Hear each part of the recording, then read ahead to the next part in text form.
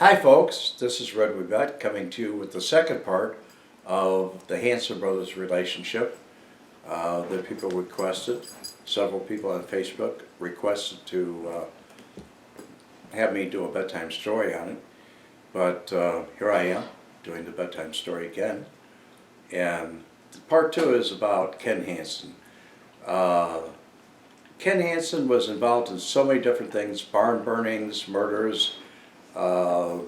He was arrested and held for conspiracy on the murder of George Jane. He involved me in that with Silas Jane and Joe LaPlaca and that whole crew at that time.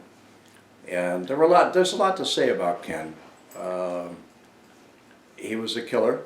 I was investigating his wife's murder, which was ruled a suicide in the beginning. And after I investigated, Jimmy DeLordo of the ATF started investigating it.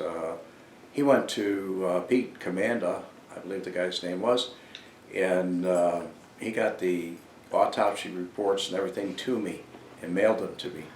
And I looked at the police report. It was so messed up. I knew he murdered her.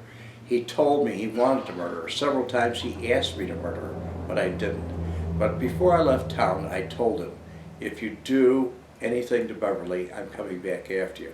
Well, when I left town, it was all over news, the news and media, every station believed that I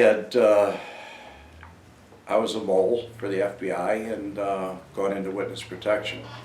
I really didn't go into witness protection. That was a leak that we set up. But the truth of the matter is, I went through the undercover division to the FBI. And he told everybody, well, there's a rat, we're never going to see him again. And that's when, I don't know, things changed and he felt very comfortable and he murdered Beverly. And he murdered her in a lot of different ways. Several times he dropped LSD in her coffee and had other people do it for him. He was a big person for having other people do things for him. He really didn't want to get his hands dirty. His oldest son used to call him a Fagin, like from Oliver Twist. He'd have young kids do things for him, almost like the street gangs of Chicago. But at any rate, it was a volatile relationship.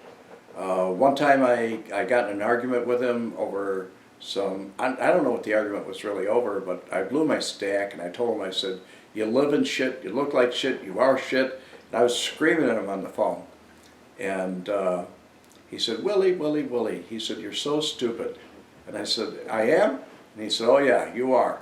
And he says, never get mad at anybody that owes you money. And I said, why is that? And he said, because they don't pay you. Click. And that's when I went to Joey and asked about it. And found out that Vic was not going to get involved in it at all. He was not going to, nobody was. And the next time I spoke to him, Ken was scared to death because he asked me, he said, you didn't go to that guy, did you? And I said, yes, I did. And I said, I'm putting you on juice. I sold my loan. And he paid me back every dime of it.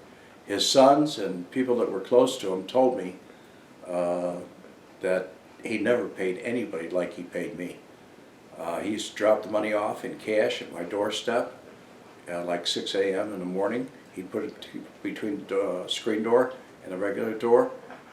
But our whole relationship was volatile. He had a strange, one of the other things that's interesting, to me anyway, was he had a strange habit about his conquests. And he had told a lot of people that I was his homosexual lover. And I found out about it, and I went through the ceiling. I told him, I think that's what our argument was about, as a matter of fact. But when I told him about it, he said, what do you care what they think? And I went off on him real bad. But they were both people, both Hansen brothers were very volatile relationship between them and I. It was up and down. They were constantly screwing people out of money. It was a regular thing. So I wrote most of this in my book, and you people that have asked about my relationship with them, you possibly didn't read the book, but it's read. It's available, an autographed copy, at redwemette.com. Nobody cares, and what I did about it. The Red Wemette story about the Chicago outfit. But anyway, it's also available at Amazon.com on Prime, and you won't find it where it says unavailable because I switched publishers, and you have to look down now because it says out of stock. But you can get a copy from me for the same price as Amazon, autographed. So anyway, that's the second part of my story, folks, and have a great evening, and God bless you.